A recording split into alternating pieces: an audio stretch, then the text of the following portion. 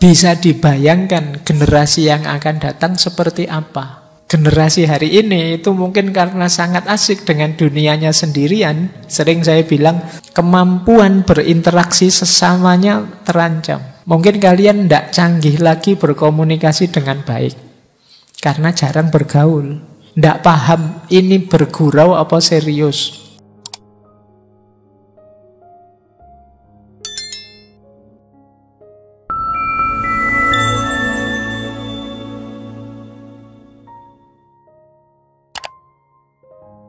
Assalamualaikum warahmatullahi wabarakatuh. Bismillahirrahmanirrahim. Kita lanjut ya. Kita masih ada di barat, yaitu filosof Hans Jonas. Masih di tema filsafat moral atau etika. Sebelum ke sini ya, saya ingin jawab. Ada yang bertanya pada saya, Pak, apa sih gunanya belajar terlalu banyak itu? Belajar ya barat lah, belajar ya timur lah, belajar ya Jawa lah, belajar ya Islam ya. Kayak yang kita lakukan selama ini dalam kajian filsafat. Jadi yang pertama begini loh, karena ini pertanyaan ini diajukan karena bagi dia ngaji itu ya Al-Quran. Masa ada sih ngaji itu filsafat? Ya, dia lupa bahwa istilah ngaji itu bukan bahasa Arab itu. Ngaji itu bahasa Jawa. Saya cenderung setuju bahwa ngaji itu dari kata dasar aji. Aji itu kemuliaan kalau dalam bahasa Jawa. Jadi ngaji itu berarti proses menuju kemuliaan. Tentu saja dengan ilmu. Nah, bahkan kalau dalam Islam yang dikaji itu, yang dalam Islam disebut ayat-ayat Allah, itu ya tidak hanya Al-Quran yang tertulis itu. Jadi kalau teman-teman jeli membaca Al-Quran, itu ada 4 ayat yang bisa kita baca, tidak hanya Al-Quran. Memang yang pertama ayat-ayat kitabiah. Ayat-ayat kitabiah ini ya Al-Quran. Ini pasti. Tapi ada yang kedua. Yang kedua ini ayat-ayat kauniyah. Kalau ini tentang alam semesta, teman-teman yang belajar sains, tidak usah minder. Itu juga bagian dari ayat-ayat yang perlu kita baca untuk memahami tanda-tanda hadirnya Allah. Ini yang kedua, ini sering disebut. Kadang orang menyebutnya ayat kauniyah, ini ayat-ayat ilmiah, ayat-ayat saintifik membaca alam secara ilmiah. Ada lagi yang ketiga, yaitu ayat-ayat nafsiyah, membaca diri kita. Kalau bunyinya kan wafi anfusikum afala tubsirun, dan tentang dirimu apa kamu tidak memahami juga. Jadi dalam diri kita itu banyak misteri-misteri yang merupakan ayat-ayat Allah. Maka belajar tentang manusia itu ya hakikatnya membaca ayat-ayat Allah juga. Ada lagi satu lagi yang keempat ayat-ayat Allah itu, yaitu ayat-ayat tarikhiyah. Tarikhiyah itu ayat-ayat sejarah, peristiwa-peristiwa yang di situ kita belajar banyak, biar tidak mengulang peristiwa-peristiwa yang negatif, yang buruk. Makanya bahkan dalam Al-Quran pun banyak diceritakan tentang umat-umat terdahulu. Cuma kan kalau sejarah dalam kitabiah itu kan mungkin terbatas informasinya, karena mungkin cerita umat-umat terdahulu sejak dari zaman Rasulullah. Nah, umat-umat yang sekarang ini kan juga punya banyak juga umat-umat terdahulunya. Jadi kita belajar sejarah, mungkin sejak zaman pra sejarah sampai era sejarah sampai hari ini. Nah, ini juga ayat-ayat tarikhiyah itu bagian dari ayat-ayatnya Allah. Jadi membaca Al-Quran, mengkaji kitab Al-Quran, mengkaji alam semesta, mengkaji diri kita sendiri, mengkaji sejarah, tarikh, itu semuanya satu paket, bagian dari ngaji. Cuma seperti bahasanya Al-Quran. Al-Quran kan pakai diksi fa'tabiru ya ulil absor. Ambillah iktibar, ambillah pelajaran, wahai ulil absor. Ulil absor itu orang yang basirohnya hidup. Jadi yang bisa mengambil iktibar, yang bisa mengambil pelajaran, itu orang yang basirohnya hidup. Basirohnya hidup itu ya hatinya mampu menangkap kebenaran. Kemudian dia mengambil iktibar. Mengambil iktibar itu dijadikan pelajaran untuk meningkatkan kualitas hidup. Jadi mengambil iktibar itu tidak sekedar menghafalkan, mengerti, tapi dia dijadikan titik pijak memperbaiki kualitas hidup kita. Nah ini loh luasnya yang namanya ngaji itu.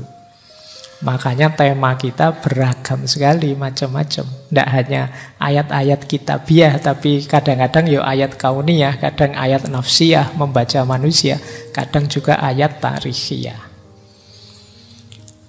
Baik, itu jawaban seriusnya.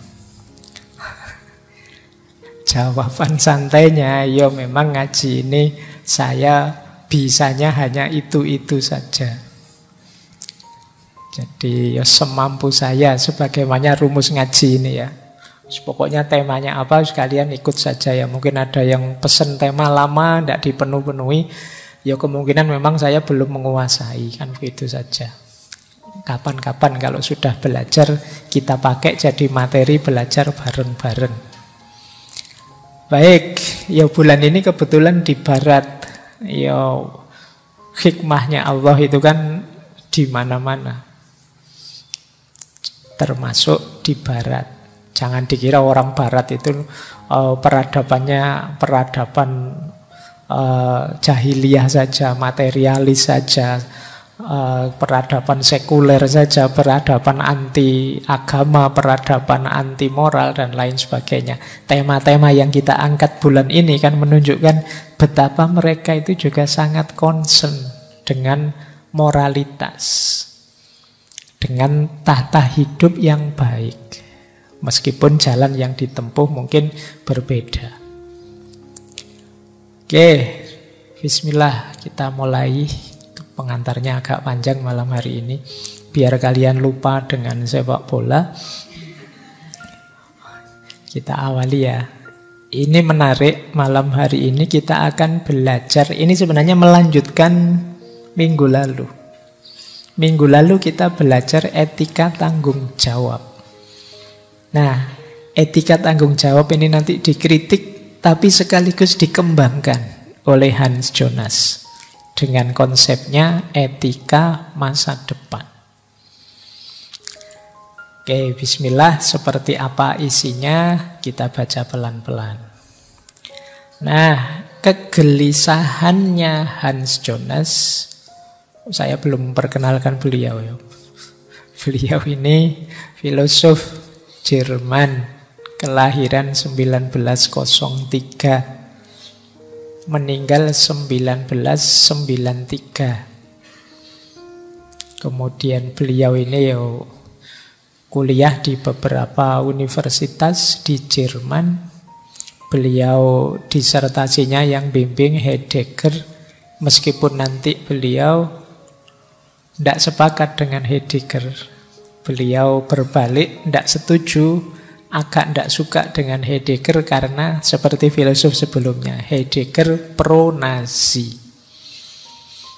Jadi disertasi ini bimbingannya Heidegger, tapi dia sahabatan kental dengan Hannah Arendt.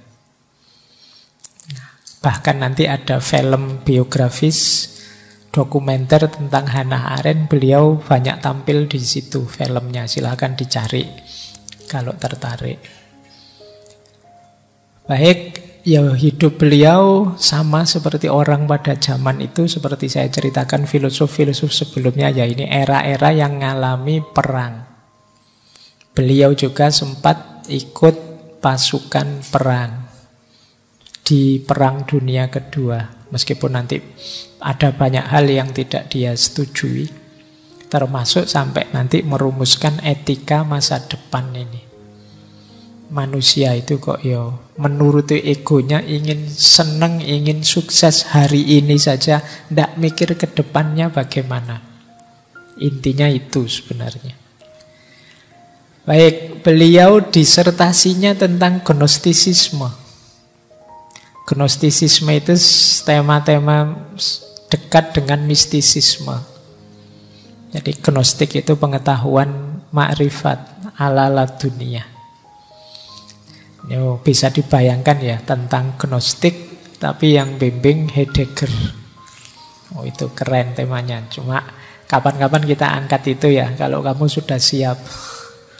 Saya tidak jamin itu. Baik, bismillah, saya awali. Sudah kenal ya sedikit tentang beliau. Kita awali dari kegelisahannya Hans Jonas ini. Dia melihat ada bahaya besar yang banyak diabaikan orang yang bisa lahir dari teknologi. Dia melihat ada situasi apokaliptik. Situasi apokaliptik itu orang menyebutnya kan kiamat. Kita ini pelan-pelan menuju kiamat, kehancuran. Bukan karena memang waktunya kiamat, mungkin takdirnya Allah waktunya kiamat, tidak begitu. Kita sendiri yang menghancurkan hidup kita. Antara lain apa? Lewat sains dan teknologi.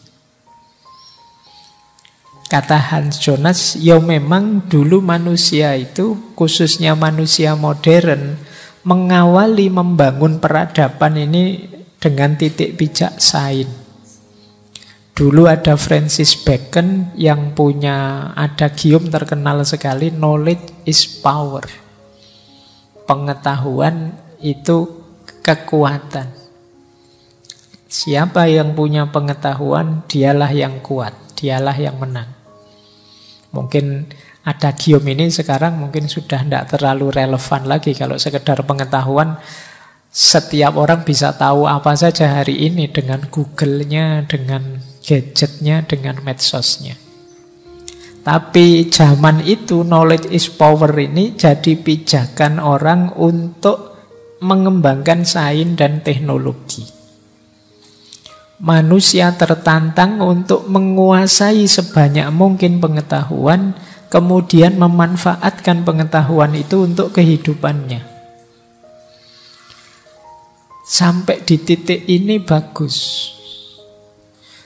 Tapi selanjutnya, semakin manusia mengembangkan teknologinya, dia semakin tidak mampu menguasai teknologi yang dia ciptakan. Akhirnya situasinya dibalik. Sekarang kita yang disetir oleh teknologi. Ini istilahnya Hans Jonas, ini kayak senjata makan tuan. Kita itu merancang teknologi untuk memudahkan kita. Jadi alat untuk tujuan kita biar lebih efektif, lebih cepat.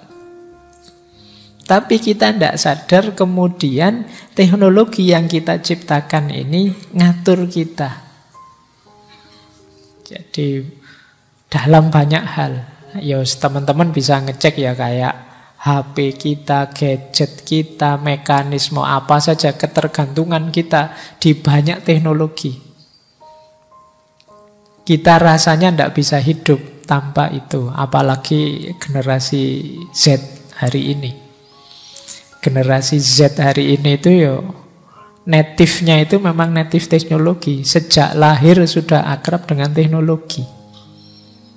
Kalau generasi saya mungkin masih mending ya. Saya 70-an itu masih ngalami tidak ada listrik.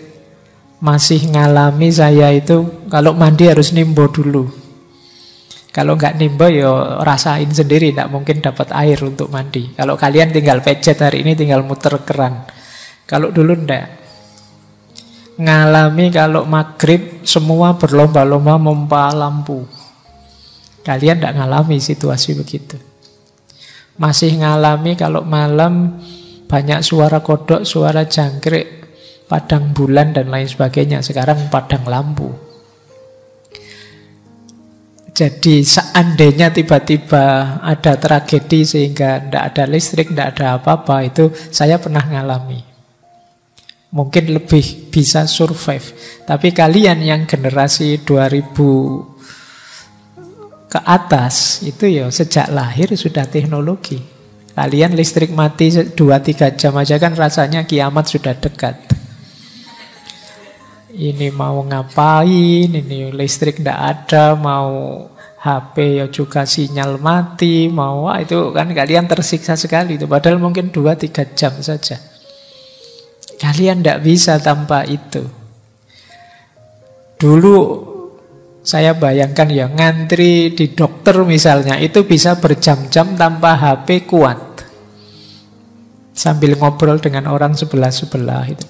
Tapi sekarang saya tidak jamin. Kalian tidak pegang HP terus ngantri lama. Itu mending besok saja ngantrinya. Yang bikin kamu bertahan kan ada HP. Terus kamu asik dengan HP-mu, ngantrinya tidak terasa. Sekarang beda sudah situasinya. Gara-gara apa? Teknologi. Kita disetir oleh teknologi. Kemarin waktu pandemi itu kuliah bisa libur kalau Zoom-nya error. Atau kamu sengaja bikin error. Kenapa? Kita dikendalikan oleh teknologi. Jadi situasi berbalik sekarang. Teknologi yang harusnya kita kendalikan berbalik jadi senjata makan tuan. Kita itu anak buahnya teknologi. Dan ini situasi apokaliptik. Ini bisa kiamat dunia manusia ini.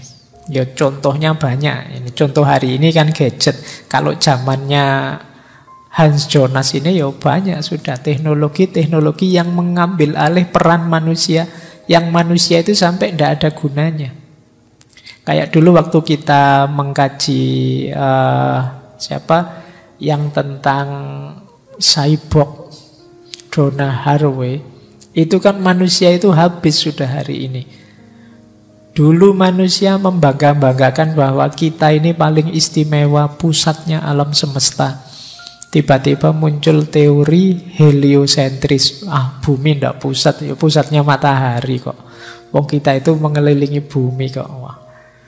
Jatuh kebanggaan kita. Kemarin kita merasa pusat seolah-olah semua memutari kita, ternyata tidak. Kemudian kita merasa bahwa manusia itu rasional loh. Kalau istimewa sekali bisa berpikir rasional. Tiba-tiba Freud datang bilang bahwa manusia itu sebenarnya dikendalikan oleh bawah sadarnya. Itu jatuh lagi kebanggaan kita kan. Kemarin membanggakan rasional, ternyata kita itu didorong saja oleh bawah sadar kita. Terus kita bangga lagi, manusia itu berkarya. Dia bekerja, menghasilkan sesuatu. Sekarang dibantah lagi. Katanya siapa? Wong yo ada pabrik yang memproduksi macam-macam sudah. Manusia tidak ngapa-ngapain, semuanya ada. Runtuh kebanggaan kita. Manusia ternyata tidak penting. Maka dibayangkan kan nanti kayak profesi-profesi banyak hilang. Tidak ada gunanya lagi. Termasuk dosen, termasuk mungkin guru, termasuk kayak saya ngomong kayak gini buat apa? Kalian nonton YouTube saja bisa. Ngapain? Itu lama-lama orang tidak merasa butuh itu. Jadi lama-lama manusianya tidak dibutuhkan. Jadi sekarang kalian kadang kalau teman datang kan malah sebel. Ngapain datang ke sini, ganggu saja. Kalian punya keasikan sendiri tanpa orang lain. Ini situasi apokaliptik. Bisa dibayangkan generasi yang akan datang seperti apa? Generasi hari ini itu mungkin karena sangat asik dengan dunianya sendirian, sering saya bilang sosial skill-nya terancam. Kemampuan berinteraksi sesamanya terancam. Mungkin kalian tidak canggih lagi berkomunikasi dengan baik karena jarang bergaul. Tidak paham ini bergurau apa serius. Orang lagi gurau dia serius, marah-marah sendiri. Orang serius dia anggap bergurau, dia cuek. Kenapa? Tidak paham. Tidak ngerti. Apalagi urusan tata krama, adab, sulit sudah. Kadang-kadang mahasiswa itu, Pak, besok pagi saya bimbingan ya, saya tunggu Bapak di kantor jam 9. Oh, itu luar biasa itu. Saya dipaksa untuk ke kantor jam 9 besok. Loh, saya tidak nyalain dia. Mungkin dia anggap itu sudah sopan itu. Kenapa? Dia tidak punya social skill yang mumpuni karena selama ini pengalaman dia ya bergaul dengan gadgetnya.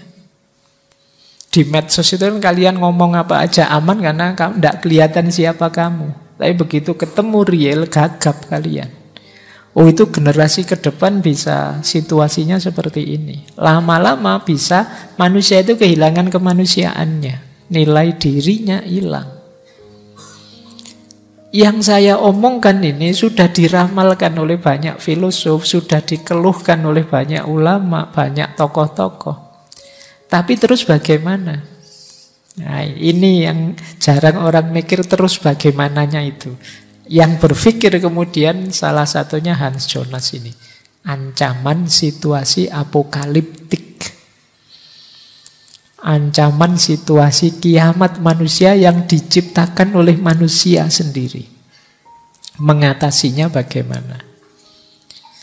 Nah, itu ada kalimat dari bukunya Hans Jonas yang saya kutip. Kalau langkah pertama di tangan kita, tapi pada langkah kedua dan berikutnya kita sudah menjadi budak, kita sudah jadi hamba. Algoritma kita itu setengahnya adalah algoritma teknologi yang kita ciptakan. Gaya hidup kita mengikuti fasilitas teknologi yang kita miliki. Nah, ini jadi itu kan teknologi kita yang menciptakan. Awalnya iya, tapi selanjutnya dia yang ngatur kita. Jadi awalnya kita pencipta, tapi selanjutnya kita adalah hamba. Kita yang diperbudak. Jadi baik, ngaji ini saja, coba bayangkan ya. Laptopnya tidak ada sehingga tidak ada slide, tidak ada teknologi kan. Terus mikrofonnya tidak ada, ini kan juga teknologi. Ngaji ini minus teknologi bubar. Kalian dengarkan saya ngomong, itu suaraku paling 3 langkah ke depan, orang keempat tidak dengar sudah. Karena saya ngomongnya kan pelan. Jadi ngaji ini akan sangat tidak efektif. Berarti apa? Menyesuaikan ngaji. Menyesuaikan dengan teknologi. Jadi pada akhirnya ya kita penciptanya dan kita hambanya.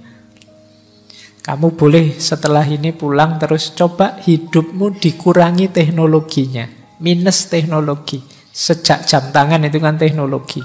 Laptopmu teknologi, gadgetmu teknologi. Sanyo di rumahmu, kulkas, dispenser apa. Coba itu minus, kalian tanpa itu semua. Jadi apa kalian? Itu saya tidak jamin kamu bisa tiap hari ngamuk-ngamuk, marah-marah mesti. Nah, jadi ternyata kita itu sudah jadi hamba. Dan diramalkan oleh Hans Jonas, kita menuju malapetaka universal apabila kita membiarkan dinamika sekarang berlangsung terus. Ini sederhananya kata Hans Jonas, kita harus tahu remnya. Iya, manusia itu pinter, bisa bikin teknologi canggih, secanggih apapun yang dia inginkan. Tapi dia harus tahu kapan direm, kapan harus berhenti. Hari ini mungkin bahkan banyak orang yang ngapain sih repot-repot menikah. Kenapa? Ada teknologi yang bisa menggantikan fungsi-fungsi yang dikejar orang dalam pernikahan. Nah, saya kapan itu baca teknologi boneka terbaru. Nggak enak ngomongnya ya. Tapi bisa begitu. Sekarang mulai ada tren orang, alah ngapain repot-repot sama orang, sama boneka saja aman. Nggak cerewet, nggak protes macem-macem, nggak bikin susah, nggak pernah pilek harus dibawa ke dokter, terus pokoknya aman lah. Lu mikirnya jadi begitu. Ada apa? Karena ada teknologi yang ganti. Nanti anak sekolah juga begitu kan. Ngapain sih Pak capek-capek mencatat? Mbok yo pakai laptop. Sekarang itu kalau saya nulis di papan nih, itu apa ada mahasiswa yang ikut nulis? Tidak ada. Dia ngangkat HP-nya difoto. Jadi dosennya masih nulis di papan, dia moto. Ngapain susah-susah. Bandingkan zaman saya kuliah dulu, kamu didikte loh sama dosennya nulis di buku. Kalau ada dosen kayak gini mungkin tidak laku hari ini. Itu situasi hari ini. Kalau kita tidak ngerti kapan ngerem, ya yang canggih teknologinya, manusianya terpuruk. Jadi mungkin yang dipakai hanya 1-2 orang saja, sisanya habis. Jadi ini kalau tidak hati-hati, jadi teknologi bisa jadi simalakama. Coba kamu cek tragedi-tragedi luar biasa. Dalam sejarah itu banyak yang karena teknologi. Bom atom kah? Reaktor nuklir bocor kah? Atau apa lagi? Pesawat WTC tabrakan itu 911 itu kan ya teknologi semua kan. Gedungnya ya teknologi, pesawatnya ya teknologi. Apa yang bukan teknologi? Jadi buatan manusia sekarang mengancam memangsa kemanusiaan kita. Inilah situasi, kata Hans Jonas, malapetaka universal. Kalau kita biarkan. Oke, kita tahu sebenarnya, tapi kita pura-pura tidak tahu. Kita anggap hidup ini baik-baik saja. Dan kita sering terus kaget-kaget.